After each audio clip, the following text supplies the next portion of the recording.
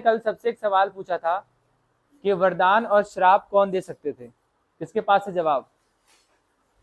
पहले ये बताओ। हाँ, डू यू हैव आंसर? मैंने तो कहानी पढ़ी है। Okay, tell me then. तो वरदान भगवान दे सकते थे और शराब वो वहां से मिलती है। क्या क्या? भगवान वरदान देते थे और जो शराब थी वो शराब नहीं, श्राप श्राप। श्राप। अच्छा, हाँ, श्राप था वो। शराब भी वही दे सकते हैं। बस इतना ही पड़ा था। हाँ, कहानी थी वो तो। ठीक है, थैंक यू। और किसके पास जवाब है? ये माइक में तेरे पास तो वो बुक थी ना, बुक किसके पास थी बुक? वो ये कौन बच्चा। कौन शो कर रहा था? मेरे पास बताओ, कुछ पढ़ा था तो। फरोजा, बोलो। कौन श्राप वरदान कौन दे दे सकते सकता है, थे? कौन श्राप दे सकता है? वरदान ऋषि दे पता है? सकते हैं हाँ, और श्राप महर्षि। तो ठीक है, ये इनको पता है। एक ये भी बच्ची जवाब देगी ना, रुक जाओ। सर शायद जो वरदान है वो भगवान दे सकते हैं और जो श्राप है वो ब्राह्मण लोग दे सकते हैं, जैसे पंडित होते हैं। अच्छा, तो जो बुरे काम करेंगे वो ब्राह्मण लोग करेंगे। Thank you. और क्या बताओ? हाँ हाँ, अरे लगाओ, मैंने एग्जांपल है इसलिए बोल रहा हूँ। अरे पकड़ लेगा ठीक है, माइक, ठीक है। तो माइक दे दो उसको, माइक दे दो, पकड़ ले, ऐसे मत कर। सर मैंने ये पढ़ा था कि श्राप और वरदान सभी दे सकते हैं, लेकिन वो भी कभी कभार देते थे। एग्जाम्पल में जैसे कि हाँ, आप लेकिन एलिजिबल कौन था? जैसे हम 10वीं में पढ़ते हैं, 11वीं में पढ़ते हैं, तो हमें उतनी नॉलेज होती है। हाँ, तो उसी तरीके से कौन उसके योग्य था कि नहीं अब आप श्राप दे सकते हो, वरदान दे सकते हो? ब्राह्मण और ऋषि, इसके अलावा मतलब इन दोनों को ज्यादातर था कि जो ये जो श्राप और वरदान दे सकते हैं। ठीक है, ओके। और कोई? और कोई आंसर? चलो ठीक है, और किसके पास आंसर नहीं है ना, तो मैं बताता हूँ। पूरे महाभारत में क्या हुआ, मैंने पूरी महाभारत जब जानी तो मुझे पता चला कि वहां पे कोई किसी को भी श्राप दे रहा है। ये इस पर डिपेंड नहीं करता कि वो कौन से कुल का है, खानदान का है, उसका क्या नाम है, कौन सी जात है, भगवान है कि इंसान है, उससे कोई फर्क नहीं पड़ रहा। कोई भी किसी को श्राप दे रहा है। तो फिर एक सवाल उठता है कि तो एलिजिबल कौन है, कौन योग्य है कि नहीं अब आप श्राप दे सकते हो? फिर वहां पे ऐसा कोई जिक्र नहीं है कि आप भगवान हो तो ही वरदान दोगे, या किसी भी तरह का आप व्यक्ति हो तो आप वरदान या श्राप दे सकते हो। वो बस डिपेंड करता है आपके मन पे। अगर आपको किसी को देख के बहुत ज्यादा कृतज्ञता फील हो रही है, मतलब आपको लग रहा है कि नहीं उसने आपकी बहुत हेल्प की है, तो उस केस में कोई भी वरदान दे सकता था। जैसे शांतनु ने दिया था देवव्रत को, तो शांतनु यहाँ पे भगवान नहीं है पर फिर भी दे रहा है। जैसे कुंती ने दिया था, उनका नाम क्या था, परशुराम था, जिसको जीवन भर के लिए भटकने का वो था कि मर नहीं सकता, वो भटकता रहेगा, अश्वत्थामा। तो कुंती ने श्राप दिया था अश्वत्थामा को, क्योंकि कुंती के देखो, और पांडव की जो माँ थी उनका नाम क्या था? कुंती थे, है ना? तो और भी पुत्र हुए थे पांडव के, पांडव के और ही पुत्र हुए थे, और वो जो पुत्र थे अश्वत्थामा ने उनको मार दिया था। तो यहाँ पे कुंती ने श्राप दिया था, तो कुंती नॉर्मल हुई, वो तो भगवान की कैटेगरी में नहीं आएंगी। फिर उसी तरीके से कृष्ण जी को भी श्राप दिया था, किसने दिया था? गंधारी ने। तो वो भी नॉर्मल है, वो भी कोई भगवान नहीं है यहाँ पे। तो वरदान और श्राप आपकी भावनाओं पे डिपेंड करता था महाभारत में। वो इस चीज पे डिपेंड नहीं कर रहा था कि आपने बहुत तपस्या की है या यज्ञ किया है या आपको कोई ऐसे चमत्कारिक कुछ ऐसा है, कुछ ऐसा नहीं है। स्ट्रॉन्ग इमोशंस हैं। वो बस स्ट्रॉन्ग इमोशंस है कि आपकी फीलिंग कैसी है। अगर आपको किसी बात से बुरी लगी, किसी ने आपको बहुत हर्ट किया, तो आप श्राप दे देते थे। अगर आपको कोई पसंद आया या आपकी कोई किसी ने बहुत हेल्प की तो आप वरदान दे देते थे। बस यही सवाल था, और भी कोई सवाल पूछा था मैंने? एक और सवाल था, बताओ ना। हाँ, मैंने बता तो दिया। उनको श्राप दे दिया गया था गांधारी द्वारा, क्योंकि उनके सारे जो गांधारी, देखो गांधारी जो थी किसकी माँ थी? कौरव की।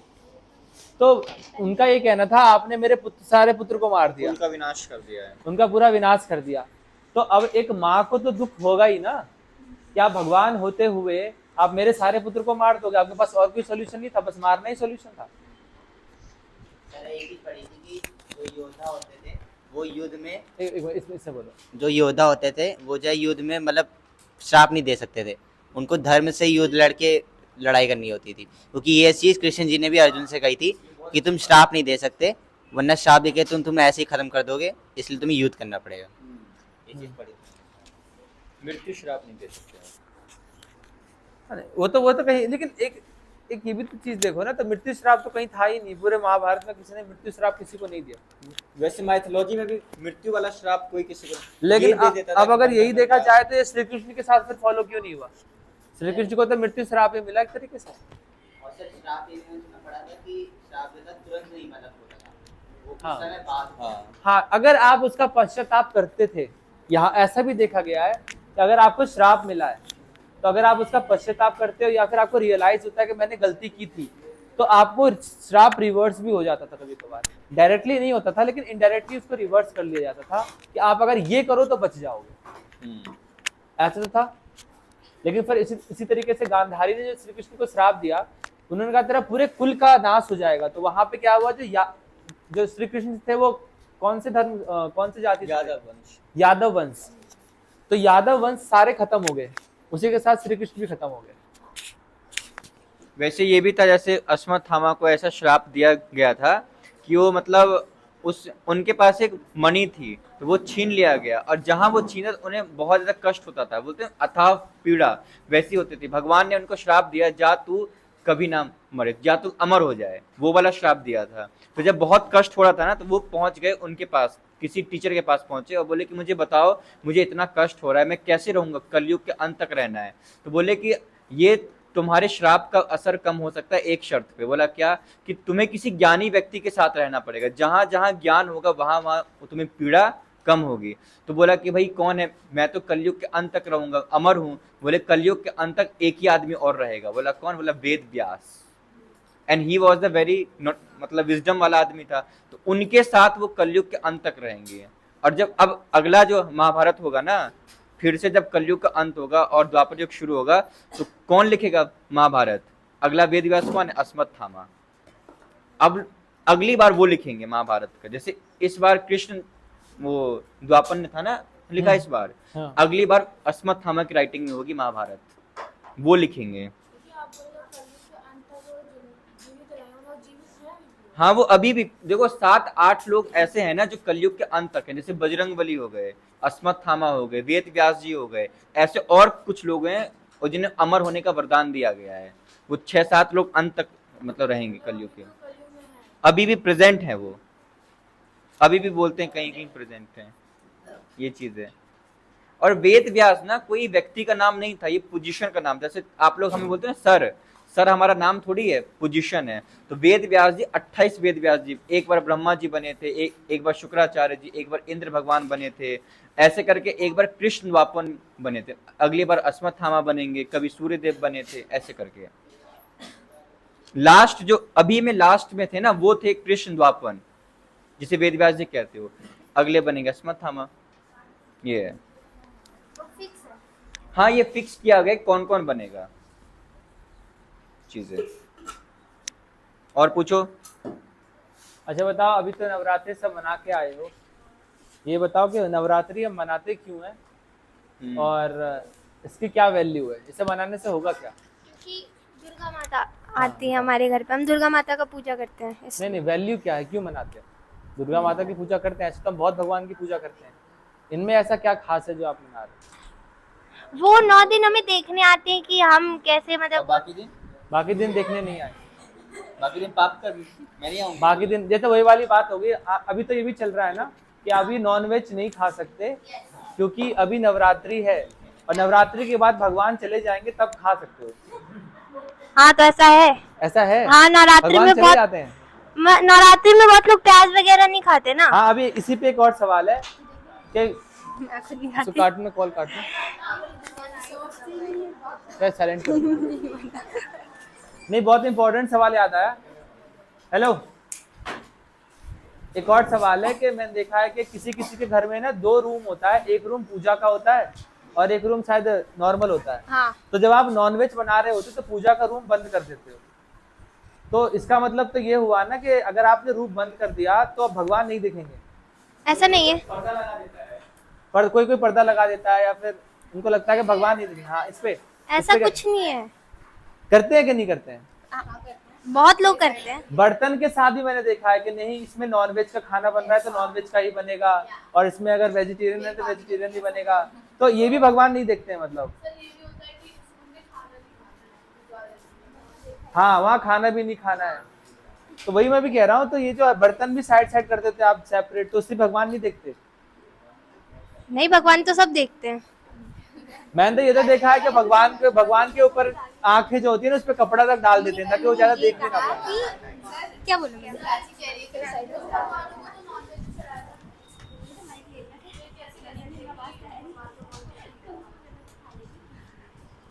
नहीं, उसका तो प्रतीक कुछ और है ना। मैं ये पूछ रहा हूँ, आपको किसने अधिकार दिया खाने का? भगवान ने ये तो नहीं कहा होगा खाओ इसको। भगवान ने इतना ही तो बोला होगा मारने के लिए। खाने के लिए किसने बोला? कौन से बुक में पढ़ लिया आपने कि नहीं उन्होंने कहा कि नॉनवेज खाना है? जैसे कि पहले के लोग जो आहार करते थे जीवों का, हाँ। वो करते क्या थे फिर उसका? नहीं, देखो वही मैं भी कह रहा हूँ, जरूरत के हिसाब से हमने ये प्रथाएं बना दी। उस समय क्या था, खाना वाना मिलता नहीं था, जमीन कभी कभार बंजर पड़ जाती थी, तो सालों साल तक खेती नहीं हो पा रही है, तो लोग भूखे मर जाते थे। तो वो उस समय नॉनवेज खाते, समझ में आता है कि मर जाएंगे नहीं खाएंगे कुछ। तो अभी ऐसा क्या इश्यू है? और इसको हमने भगवान से कैसे जोड़ दिया? हाँ, बोलना है? हाँ, माइक हो रहा। आप बताओ, हम नवरात्र क्यों मनाते हैं? हम अप्रैल में भी मनाते हैं और अक्टूबर में भी मनाते हैं। क्यों मनाते हैं अलग अलग? नहीं, मैं तो बता ही दूंगा। मैं ये देखो, कोई भी त्योहार बनाने का ना एक कारण होता है, ठीक है? हाँ। मैंने जो जितना पढ़ा है मुझे तो लगता है कि वो इसलिए बनाया जाता है क्योंकि वो दिखाते हैं कि धर्म मतलब अधर्म पे धर्म की जीत, असत्य पे सत्य की जीत दिखाते हैं वो लोग। कि आप कितने भी बड़े, क्योंकि जो उसमें राक्षस होता था, क्या नाम था उसका? महिषासुर। उसकी मतलब उसने वरदान मिला था कि आपको ना तो नर मार सकता है ना नारी मार सकती है। यार यही सिस्टम अच्छा लगता है। पीछे बैठ, हट जा वहां से। तो उसको था कि ना तो नर मार सकती है ना नारी मार सकती है, ऐसा कुछ उसको वरदान मिला था, ठीक है? तो अब क्योंकि वो शक्तिशाली हो चुका है, वो चला गया स्वर्ग में जाके सारे उसने देवताओं को मार दिया, मार के भगा दिया। वहां पे उसने कब्जा कर लिया। अब ये सारे देवता जो है वो जाते हैं और मतलब भगवान विष्णु ब्रह्मा जी मिलके एक देवी को बनाते हैं जिसका नाम था दुर्गा माता। और इसमें बस ये दिखाया जाता है कि आपके पास कितनी भी शक्ति हो लेकिन आप धर्म से बड़े नहीं होंगे। मैंने तो ऐसा समझा है। फिर ये जो कन्या पूजन क्यों करते हैं? कन्या पूजन वही मैं आपसे कह रहा हूँ। ऐसे तो रामायण भी है। जो आप दिवाली मनाते हो, दिवाली मनाने में आप किस पे ध्यान दे रहे हो? कि कितनी मिठाई आई, कौन सा कपड़ा आया, क्या खाना बना, आपने दिवाली में लाइट जलाई कि नहीं जलाई। तो ये थोड़ी ना दिवाली होती है। दिवाली का मतलब ये है कि आपने त्याग किया कि नहीं किया। आप तो राम भगवान को ध्यान में रख के दिवाली मनाओगे ना। तो राम भगवान ने पूरे जीवन त्याग किया, आपने क्या किया ऐसा जो आप दिवाली मना रहे हो? और अगर मना भी रहे हो तो उसके बारे में आपको पढ़ना चाहिए। तो दिवाली का उद्देश्य ये होना चाहिए कि आप राम भगवान के बारे में पढ़ो, उसी को दिवाली मनाना, उसी को एज ए दिवाली मनाना कहना चाहिए कि नहीं आपने राम भगवान के बारे में पढ़ा तो इसका मतलब आप दिवाली मना रहे हो। क्या आपने कभी ऐसा किया? नहीं किया। वही दिक्कत है। जितने भी त्योहार हैं वो ये समझाने के लिए है कि आप अधर्मी का साथ मत दो, अधर्म मत करो, धर्म की तरफ बढ़ो। लेकिन हम किस पे ध्यान दे रहे हैं? फोकस कर रहे हैं हम कि खाने की। देखो वो त्योहार फेमस है जिसमें खाना बहुत अच्छा अच्छा मिल रहा है, कपड़े बहुत अच्छे अच्छे मिल रहे हैं, वो त्योहार ज्यादा फेमस है। क्या ऐसा कोई त्योहार है जिस त्योहार में आपको कुछ नहीं मिल रहा और आप बहुत धूमधाम से मना रहे हो?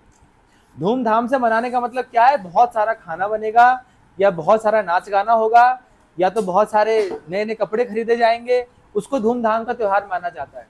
लेकिन आज के फेस्टिवल का मोटिव तो यही है कि सब और इसी वजह से आप ये देखोगे जो बौद्ध धर्म था वो फेमस नहीं हो पाया, क्योंकि वो धूमधाम पे बिलीव ही नहीं करती। बौद्ध धर्म सबसे पहले भारत में बहुत विस्तार हो गया था, नॉर्थ से लेके साउथ तक, ईस्ट से लेके वेस्ट तक। बौद्ध धर्म क्या कहता है कि ईश्वर है ही नहीं, आप जिसको ईश्वर मान रहे हो वो ईश्वर होता ही नहीं। मूर्ति पूजा पर उन्होंने रोक लगा दिया था। वो कहते कि नहीं, आप जिसको भी भगवान मान के पूजा कर रहे हो वो गलत है, ईश्वर जैसी कोई अस्तित्व नहीं होती है। इसलिए बौद्ध धर्म को हटा दिया। इसलिए नहीं हटाया क्योंकि उसकी बातें झूठी थी, इसलिए हटाया गया क्योंकि आप मजे नहीं कर सकते। समझ रहे हो? तो हमें वो धर्म ज्यादा प्यारा लगता है, इसीलिए जिसमें धूमधाम बहुत हो, जहां शोरगुल बहुत हो। दिवाली में आप फटाके फोड़ते हो, शोर मचाते हो, और करते क्या हो? पढ़ते हो बैठ के? कहीं नहीं पढ़ते। सेम काम आप होली में करते हो। क्या बैठ के होलिका दहन के बारे में पढ़ रहे हो? नहीं पढ़ रहे हो। डीजे बजा रहे हो और नाच गाना कर रहे हो, बस यही सब चलता है। तो ये त्योहार का उद्देश्य बना दिया है। हालांकि त्योहार कुछ खराब नहीं होता है, त्योहार आता है आपको याद दिलाने के लिए कि आपका जीवन का उद्देश्य क्या है, आपको किसके तरफ जाना है, पर उस उद्देश्य पे कोई ध्यान देता नहीं है और ये सब हो रहा है कि नहीं? तो झूठ बोला मैंने? और किसी को कोई सवाल? और कोई सवाल है किसी को? सारे सवाल खत्म? अब नहीं है सवाल? डाउट है मेरे को। और इससे आप ये भी समझ सकते हो कि इसलिए पढ़ाई में मन भी नहीं लगता है, क्योंकि मैंने जो बोला उसके लिए पढ़ना पड़ेगा। मैंने कहा पढ़ो, जानो। जानना मतलब पढ़ना। जान तो लिया है। दिवाली और होली क्यों मनाते हैं? बता दो। दिवाली इसलिए क्यों मनाते हैं क्योंकि राम भगवान वनवास से आए थे, तो पूरा अंधेरा अंधेरा था, इसलिए लोग उनका स्वागत जो लोगों ने उनका किया दीप जला के किया। बस। हाँ हाँ, लेकिन पूजा लक्ष्मी माता और सरस्वती माता की करते हैं और गणेश जी की। हाँ, जो भी है। नहीं, पूजा करने का उद्देश्य है ना, पूजा करने का उद्देश्य होना चाहिए ना। आप किसी को मान रहे हो, उसकी वजह क्या है?